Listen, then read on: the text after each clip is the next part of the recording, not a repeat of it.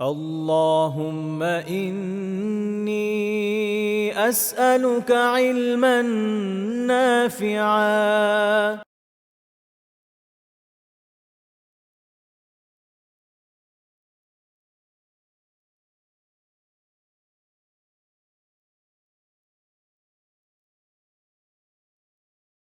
السلام عليكم ورحمة الله تعالى وبركاته. بسم الله والحمد لله والصلاة والسلام على رسول الله صلى الله عليه وسلم وعلى آله وأصحابه أجمعين. قال الله تعالى في القرآن المجيد: أعوذ بالله من الشيطان الرجيم. بسم الله الرحمن الرحيم. إنه لقرآن كريم في كتاب مكنون لا يمسه إلا المطهرون صدق الله العظيم। ইলমান Nafia academy কর্তৃক আয়োজিত আল কোরআন পড়ি শুরু থেকে এই ছোট্ট আয়োজনে এবং এই কোরআনের তেলাওয়াত শেখার শুরু থেকে শুরু করার এই দার্সে অংশগ্রহণকারী সকল দ্বীনী ভাই ও বোনদের জানাই আন্তরিক শুভেচ্ছা ও অভিনন্দন। সেই সাথে আল্লাহর কাছে আমরা শুকরিয়া আদায় করি, আল্লাহ তাআলা আমাদেরকে তার পবিত্র মহাগ্রন্থ আল কোরআনকে সুন্দরভাবে পড়ার জন্য এবং তার একেবারে শুরু থেকে শুরু করার জন্য, পাশাপাশি যার যার জায়গা থেকে যথেষ্ট নিরাপত্তার উপর স্থিতিশীল থেকে এই কোরআন শেখার দার্সে অংশগ্রহণ করতে পেরেছি, সেজন্য সকলে শুকরিয়া আদায় করি আলহামদুলিল্লাহ।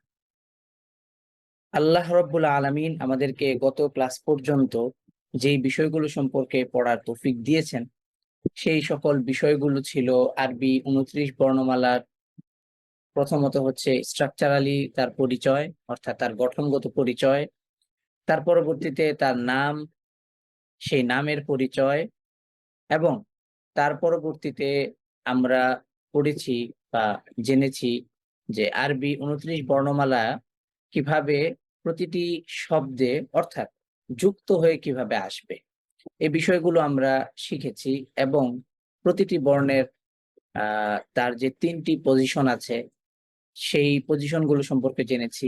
কোন সকল বর্ণগুলো আহ আহ পজিশনের দিক থেকে আহ পজিশনের দিক থেকে কি বলে শুরুতে মাঝে শেষে আসে না, অর্থাৎ যারা একটু ভিন্ন, সে সকল বর্ণগুলো সম্পর্কেও আমরা জেনেছি। এবং এই জানার মধ্য দিয়ে আমরা আলহামদুলিল্লাহ এটুকু ইনশাআল্লাহ আমরা এইটুকু অবস্থানে আমরা উপনীত হতে পেরেছি যে পবিত্র কোরআনুল কারীম যখন আমরা খুলব, তখন আমরা প্রত্যেকটা শব্দ, প্রত্যেকটা আয়াতে, অর্থাৎ প্রতিটা শব্দে যতগুলো বর্ণ আছে সকল বর্ণকে আমরা নিশ্চিত করতে পারবো। এইটুকু পর্যন্ত আমরা পৌঁছতে পেরেছি আলহামদুলিল্লাহ। আজকে আমরা আলোচনা করব আরবি ২৯ বর্ণমালাকে কিভাবে উচ্চারণ করতে হবে। অর্থাৎ উচ্চারণ করার জন্য আমাদের বাংলা ভাষাতে যেমন আকার, ইকার, উকার রয়েছে, এগুলোকে বাংলা ভাষায় বা বাংলা ব্যাকরণের ভাষায় এদেরকে বলা হয় স্বরচিহ্ন বলা হয়। ঠিক পক্ষান্তরে আরবি ভাষাতেও স্বরচিহ্নের ব্যবহার রয়েছে। আজকে আমরা সেই স্বরচিহ্নের ব্যবহার সম্পর্কে জানব।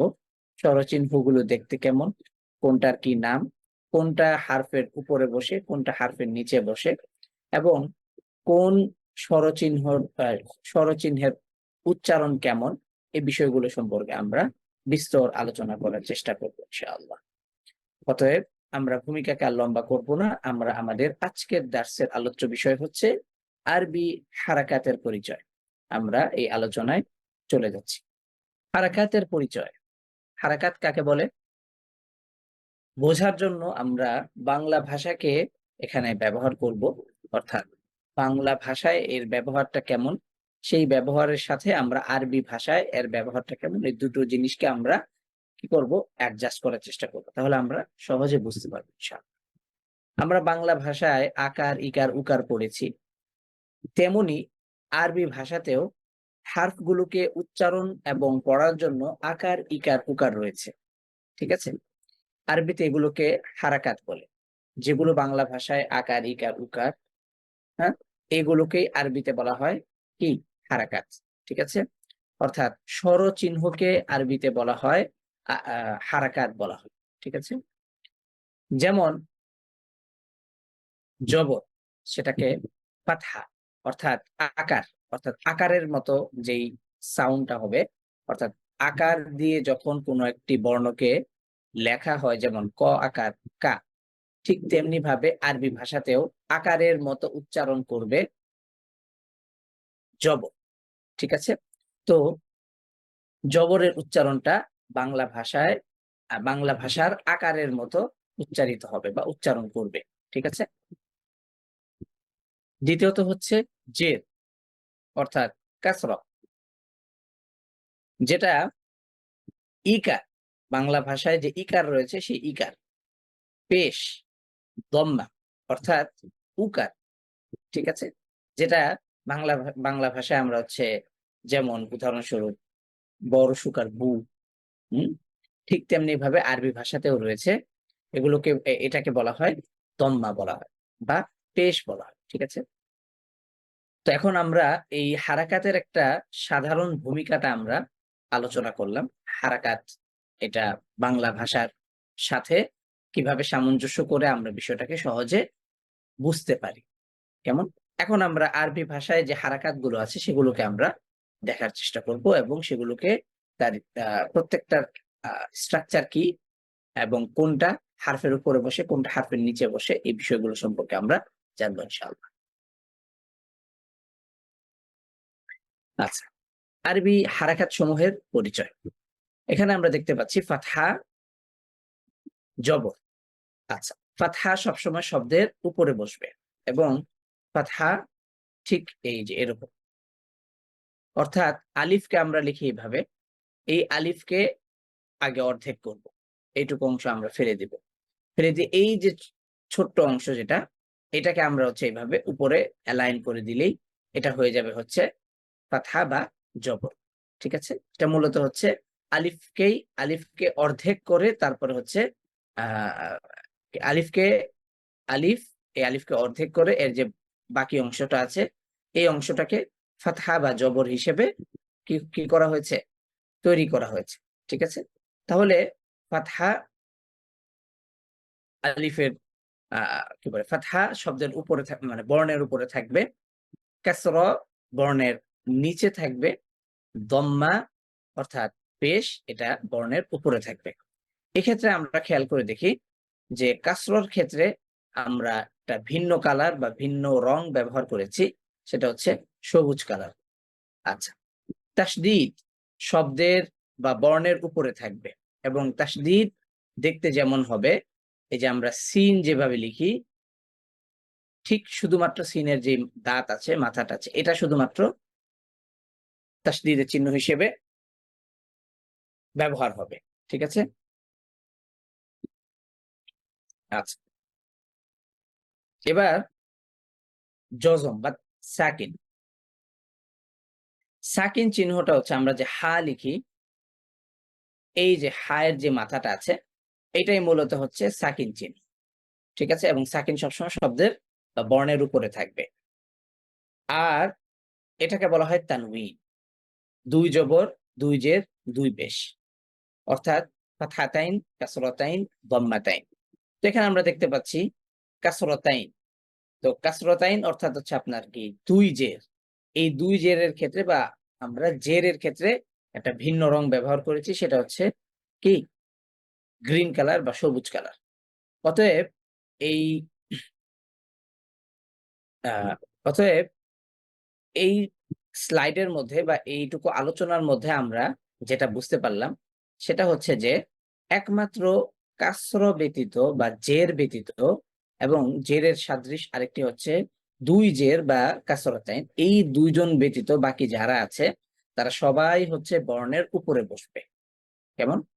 আচ্ছা, এখন কথা হচ্ছে যে এদের যে স্ট্রাকচার যেটা আছে, এই স্ট্রাকচারটা হচ্ছে এই, এটা হচ্ছে ফাতহা, ধরি আমি এখানে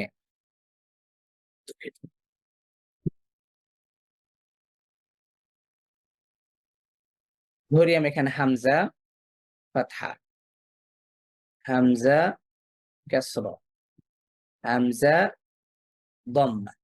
তো এভাবে করে আমরা প্রত্যেকটা বর্ণকে যদি আমরা খেয়াল করি, সরি, প্রত্যেকটা হারাকাকে যদি আমরা খেয়াল করি, তাহলে আমরা সহজে এবং সুন্দরভাবে বুঝতে পারবো। এবার আমরা একটা ছোট্ট অনুশীলন, এটা আপনারা বাসায় করবেন, তারপর আমি একবার দেখিয়ে দিচ্ছি। এটার সাথে আরো কিছু অনুশীলন আমি যোগ করে দিব পরে। আচ্ছা, হারাকাতের অনুশীলন, এখানে যে অনুশীলন করতে চান আমার সাথে হ্যান্ড রেজ করতে পারেন। আসসালামু আলাইকুম। ওয়ালাইকুম আসসালাম ওয়া রাহমাতুল্লাহি ওয়া বারাকাতুহু। আচ্ছা আচ্ছা, বলেন এখানে এটা কি ফাতহা? অর্থাৎ জি। আচ্ছা, যদি এটা ফাতহা হয়ে থাকে তাহলে আমরা এখানে মানে অর্থাৎ আপনার হচ্ছে এখানে আমরা কি দিব, সঠিক ঠিক চিহ্ন দিব আর কি। আচ্ছা, এটা কি হবে? এটা কি তানউইন? জি। এটা ফুল অ্যান্সার হয়েছে। আচ্ছা, এটা কি কাসরা বা জের? বোঝা যাচ্ছে না। এই যে যেটা আমি মার্ক করলাম, নুনের উপর যে চিহ্নটা দেয়া আছে, এটা কি কাসরা নাকি অর্থাৎ জের নাকি ফাতহা নাকি দম্মা? কি হবে এটা পেশ। বলতে পারবেন? পেশ। আচ্ছা, সঠিক। আচ্ছা, এটা পেশ, তার মানে হচ্ছে এটা কাসরা না। ওকে। আচ্ছা, এই চিহ্নটা কি হবে? মানে এখানে নুনের উপর যে চিহ্নটা আছে, এটা কি দম্মা?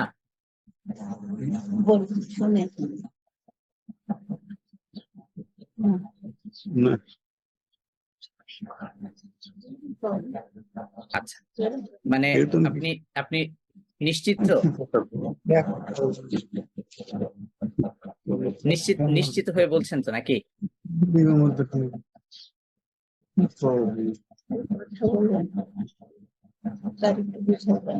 হুজুর আমারে বোঝা দেন আবার। আচ্ছা বুঝতে পারছি। আচ্ছা, কি বুঝতে পারছেন না? চিহ্নটা বুঝতে পারছেন না? জি জি। আচ্ছা, এখন বুঝতে পারছেন? আমি তো একেবারে জুম করে নিয়ে আসলাম। না, এইগুলা বুঝতে পারছি না। আচ্ছা, ঠিক আছে। এই চিহ্নটার নাম হচ্ছে কি? সাকিন। তার মানে এখানে যেটা দেয়া আছে দম্মা বা পেশ, এটা মানে এটা হচ্ছে ভুল। তার মানে সঠিক হচ্ছে কি? সাকিন। তার মানে এটা কি? উত্তর কি হবে? সঠিক নাকি বেঠিক? শাকির। আচ্ছা, এবার আসি, এবার আসবো যে নুনের উপরে যে চিহ্নটা আছে, এই চিহ্নটার নাম কি? সাকিন চিহ্ন নাকি তাসদীদ চিহ্ন নাকি এটা দম্মা চিহ্ন? তাসদীদ। তাসদীদ চিহ্ন। মাশাআল্লাহ, ওকে।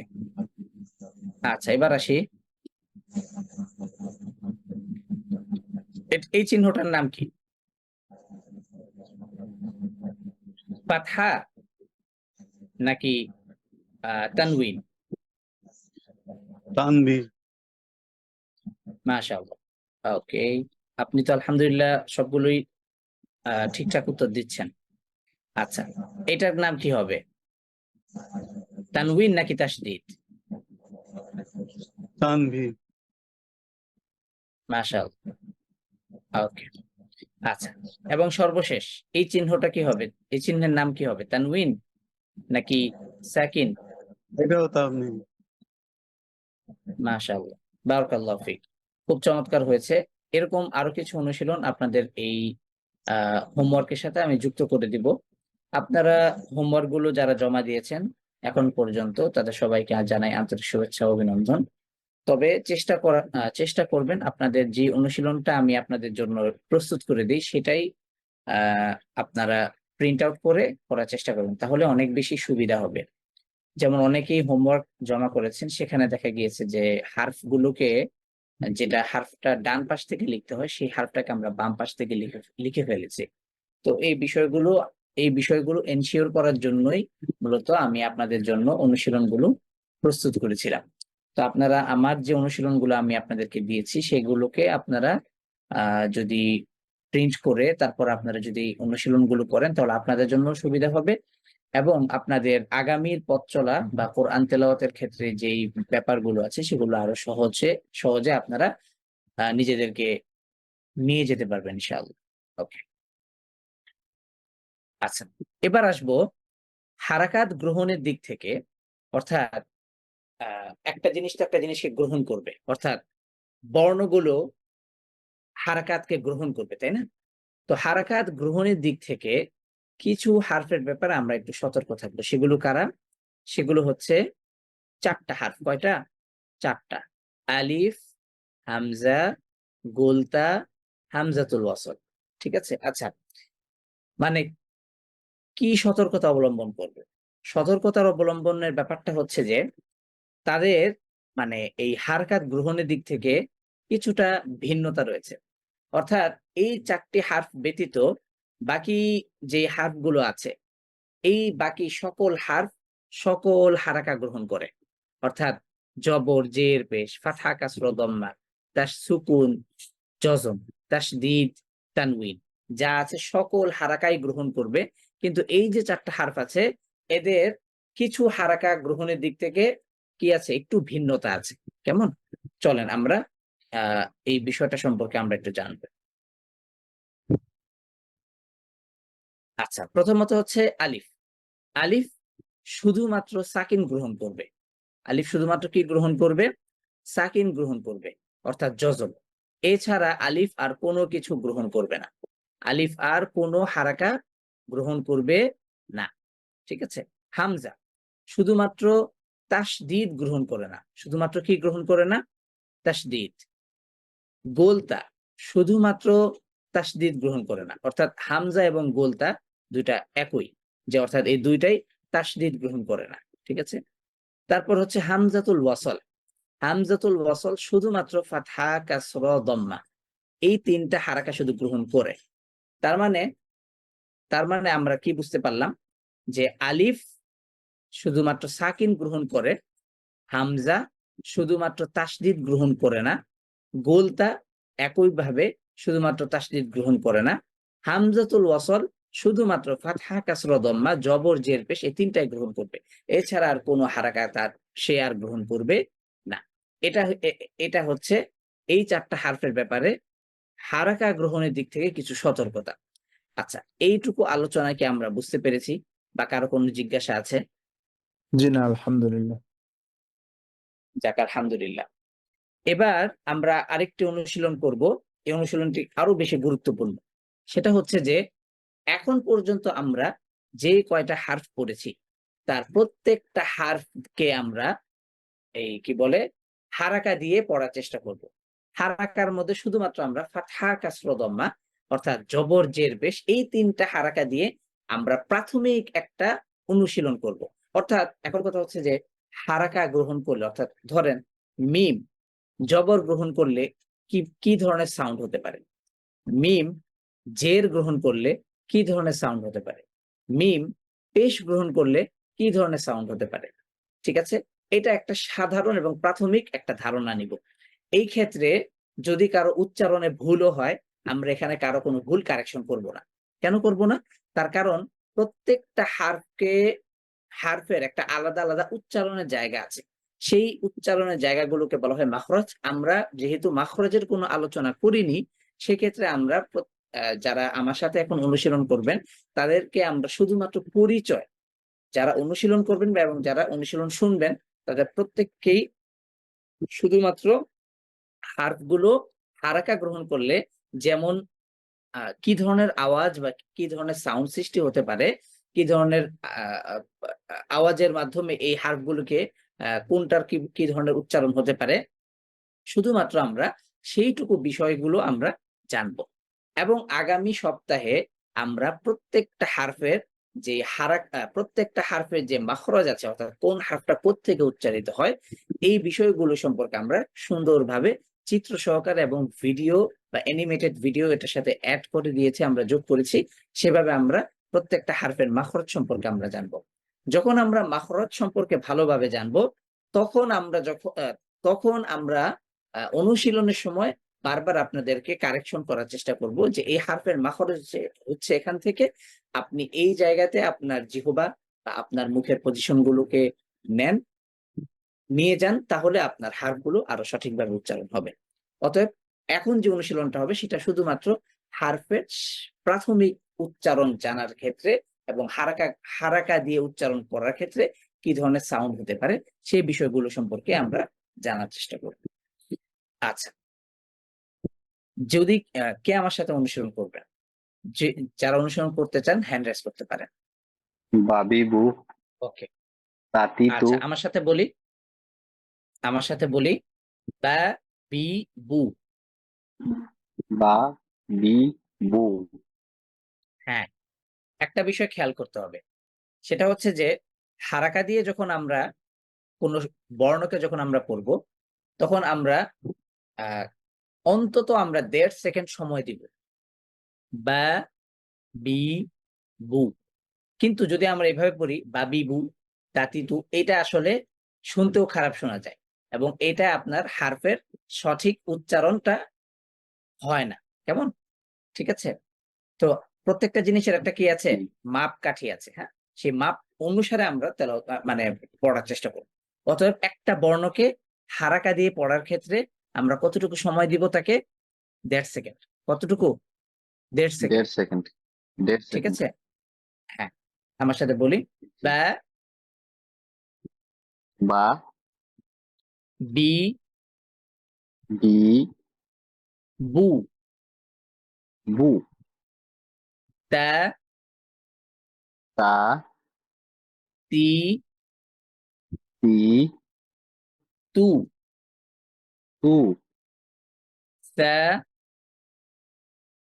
সা সি সি তু সু জা জা জি জি জু জু হা হা হি শি হু সু খ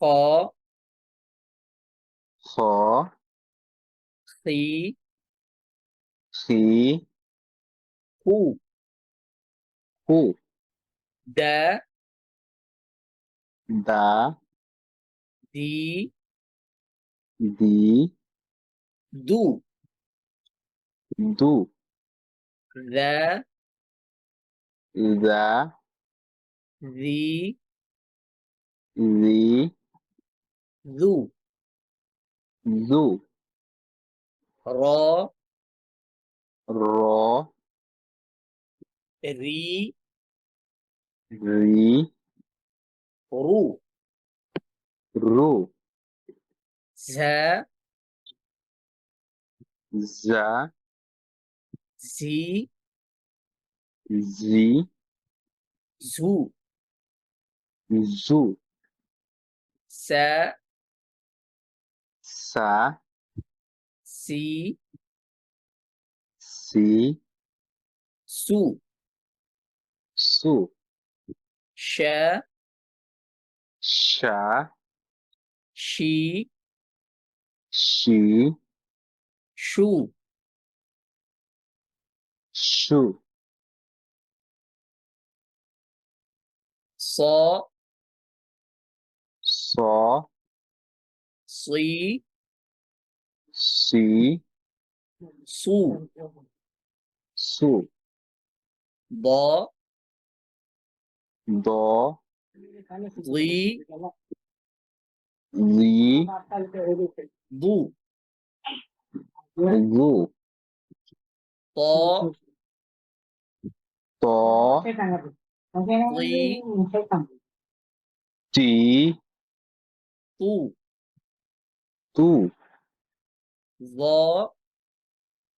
ব রি রি ভু রু ع ع عي عي عو عو غا غا غي غي غو غو ما شاء الله فا فا في في فو فو قا قا قي قي قو قو كا كا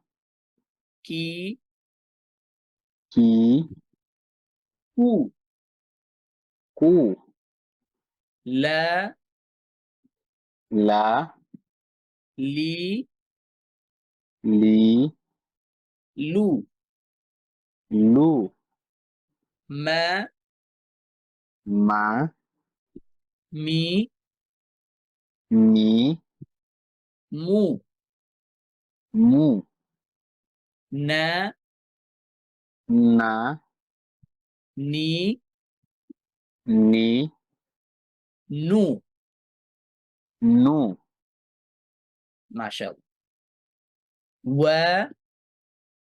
و وي وي وو وو ها ها هي هي هو هو أ آ إي إي أو أو يا يا يي يي يو ইউ মাশাআল্লাহ সুন্দর হয়েছে। আচ্ছা এখন কথা হচ্ছে যে আমাদের আমরা দুইটা অতিরিক্ত হারফ শিখেছিলাম গোলতা এবং হামজাতুল ওয়াসল। তাহলে এই ২ টা হারফের ক্ষেত্রে যদি ফাতহা কাসরা দম্মা দেওয়া হয় তাহলে কিভাবে পড়া হবে? তাই না একটা প্রশ্ন। গোলতাকে ফাতহা কাসরা দম্মা দিয়ে পড়লে আমাদের যে বড় তা আছে যেটা বা তা যেটা এই তায়ের মতো উচ্চারিত হবে, হ্যাঁ?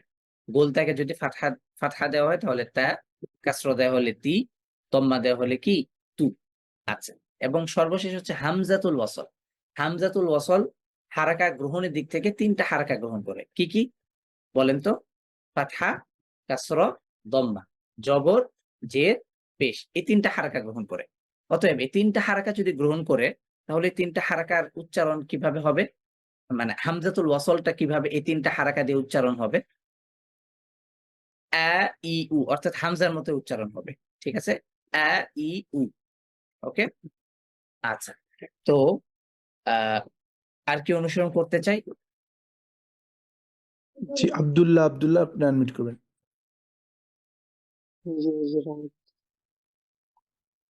জি। আচ্ছা। আমার সাথে বলেন। বা, বা, বি, বি, বু, বু, তা, তা, তি, তি, তু, তু, সা, সা, সি, সি, তু, সু, জা, জা, জি, জি, জু, জু, হা, হা, হি, হি, হু, হু, হ, খ, হি, হি, সি, হু, হু,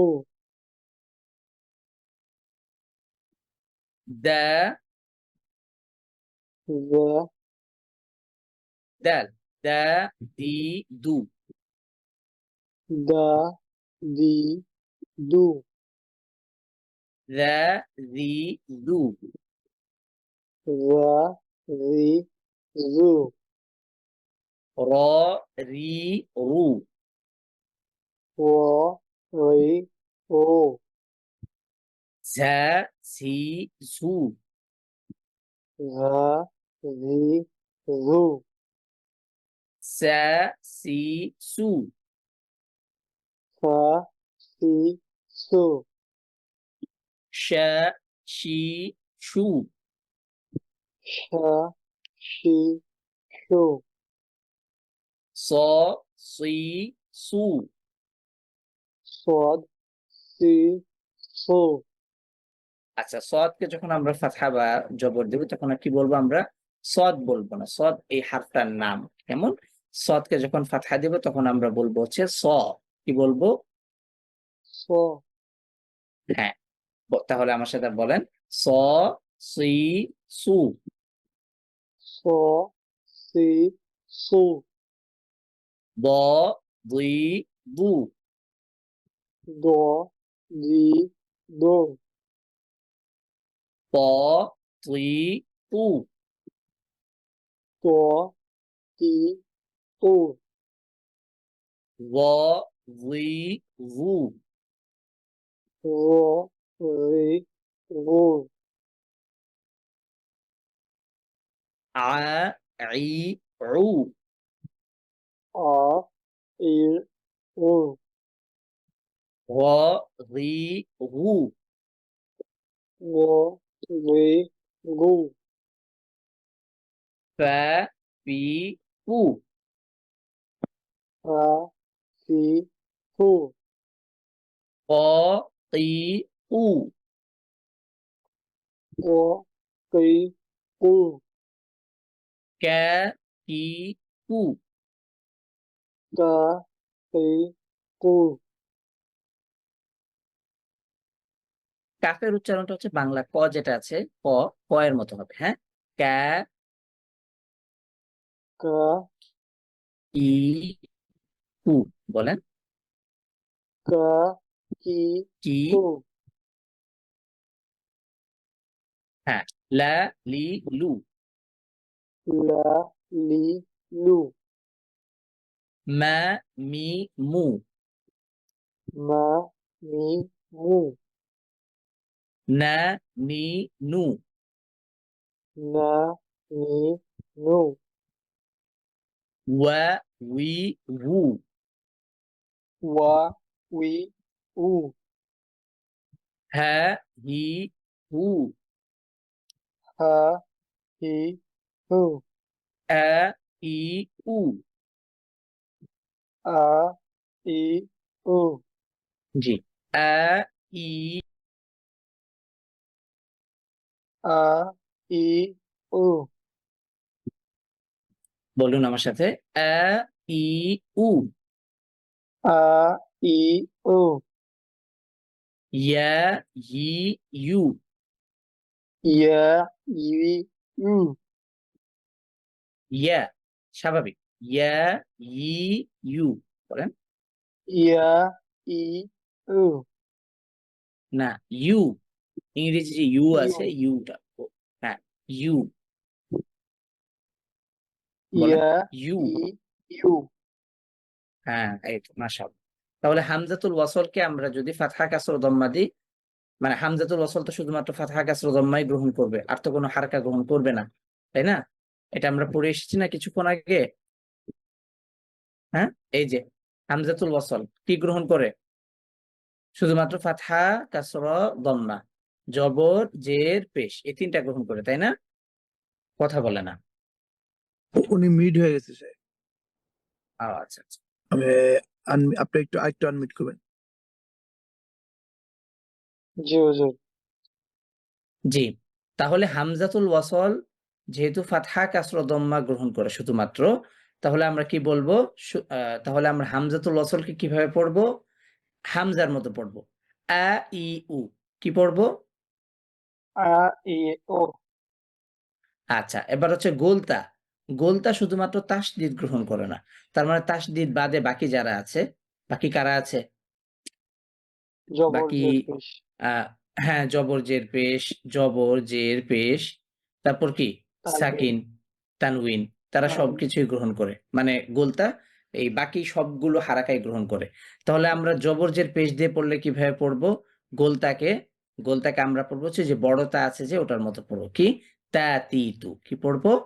তাতিতু, তাতিতু তাতিতু। ঠিক আছে? আচ্ছা, এখন একটা সবার একটা প্রশ্ন থাকতে পারে যে শুধুমাত্র ফাতহা, কাসর, দম্মা দিয়েই কেন এই সকল হারফকে অনুশীলন করানো হলো বা পড়ানো হলো বা মানে এই অনুশীলনটা আ লেখা হলো।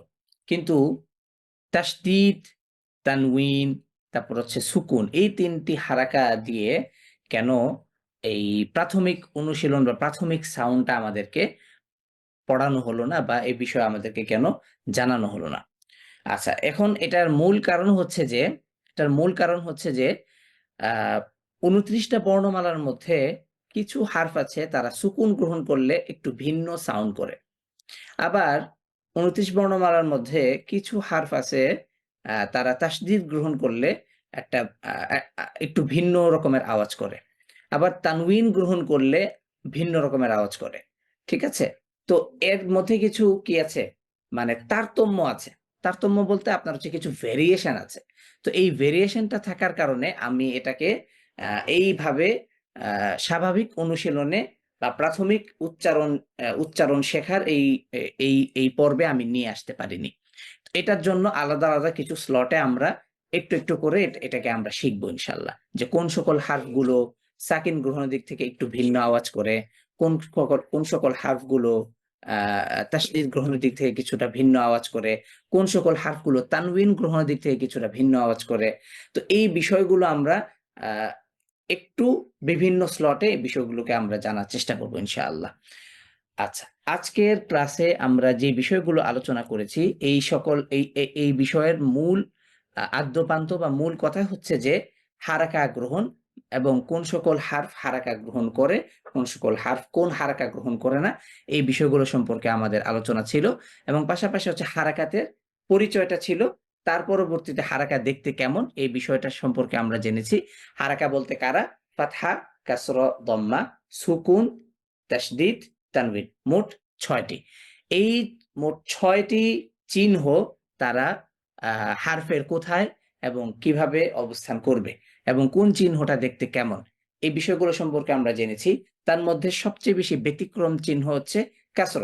সে শুধুমাত্র একটাই চিহ্ন যে হারফের নিচে অবস্থান করে। এছাড়া আ আ কাসরর মতোই বা জেরের মতো আরেকটি হচ্ছে কাসরতাইন বা ২ জের। এই চিহ্নটি আ ঠিক কাসরর মতোই হারফের নিচে অবস্থান করে। এর বাহিরে যত চিহ্ন আছে তারা সকলেই বাকি যে ৫ টি চিহ্ন ৪ টি চিহ্ন আছে বা হ্যাঁ ৫ টি চিহ্ন আছে সেই ৫ টি চিহ্ন দুঃখিত। বাকি যে ৪ টি চিহ্ন আছে সেই ৪ টি চিহ্ন হারফের উপরে অবস্থান করে। এবং পাশাপাশি আমরা প্রত্যেকটা হারাকাতের যেই আ স্ট্রাকচার বা তাদের যেই আকৃতিটা আছে সেটা আমরা জেনেছি। পাশাপাশি কোন সকল হারফগুলো হারাকা গ্রহণের দিক থেকে কিছুটা ব্যতিক্রমী সেই সকল হারফগুলো সম্পর্কেও আমরা জেনেছি। আলহামদুলিল্লাহ তারা হচ্ছেন মোট ৪ জন। তারা হচ্ছেন আলিফ, হামজা, গোলতা, হামজাতুল ওয়াসল। এই ৪ টি হারফ হচ্ছে তারা একটু হারাকা গ্রহণের দিক থেকে কিছুটা ভিন্নতা অবলম্বন করে। এবং তার পরবর্তীতে আমরা একটু অনুশীলনও করেছি। শুধুমাত্র ফাতহা, কাসর, দম্মা দিয়ে আরবি ২৯ টি বর্ণমালাকে অনুশীলন করার চেষ্টা করেছি আলহামদুলিল্লাহ। আল্লাহ তাআলা আমাদেরকে আজকের এই ক্লাসে যে বিষয়গুলো আলোচনা হয়েছে সেই বিষয়গুলো সুন্দরভাবে আমাদেরকে গ্রহণ করার এবং সেগুলোকে সুন্দরভাবে পড়ার তৌফিক দান করুক। আমিন। এবং আপনাদের জন্য কিছু হোমওয়ার্ক থাকবে। হোমওয়ার্ক গুলো এরকম থাকবে যে আমি একটা সূরা দিয়ে দিব। সেই সূরা থেকে আপনাদেরকে বলতে হবে যেমন হচ্ছে কুল হুয়াল্লাহু আহাদ। এখানে বলতে হবে যে কুল শব্দের মধ্যে কফের উপরে কোন চিহ্নটা বসেছে? ফাতহা, কাসরা, দম্মা। এর মধ্যে কোনটা বসেছে? লাম সুকুন, এখন কি এর উপর কি সুকুন চিহ্ন বসেছে নাকি তাসদিদ চিহ্ন বসেছে? অর্থাৎ আপনি সূরাতুল ইখলাস থেকে অথবা আমি যেই সূরাটাই আমি অনুশীলনে যোগ করে দিব, সেই অনুশীলনে আপনারা হারাকার চিহ্নগুলোকে আপনারা আইডেন্টিফাই করবেন যে যে কি বলে এই সূরার বা এই বাক্যের মধ্যে বা এই শব্দের মধ্যে এটা হচ্ছে ফাতহা, এটা হচ্ছে কাসর, এটা হচ্ছে দম্মা। এভাবে করে আপনারা হচ্ছে সবগুলো হারাকাকে আইডেন্টিফাই করবেন।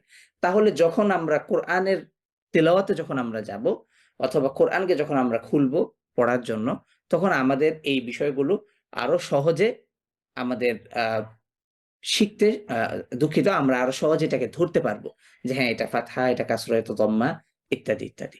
ঠিক আছে? তাহলে আজকের ক্লাসের যে আলোচনাগুলো হয়েছে, আল্লাহ তাআলা আমাদেরকে সেই আলোচনাকে সুন্দরভাবে আত্মস্থ করার এবং সেই আলোচনাকে সুন্দরভাবে নিজেদের প্রয়োজনে ব্যবহার করতে পারি সেই তৌফিক আমাদেরকে দান করুক। সুবহানাকাল্লাহুম্মা ওয়া বিহামদিকা আশহাদু আল্লা ইলাহা ইল্লাল্লাহু ওয়াহদাহু লা শারীকা লাহু লাহুল মুলকু ওয়া লাহুল হামদু ইহয়ি ওয়া ইউমীতু ওয়া হুয়া আলা কুল্লি শাইইন কাদির। হাযা মা ইনদি। ওয়াসসালামু আলাইকুম ওয়া রাহমাতুল্লাহি তাআলা ওয়া বারাকাতুহু।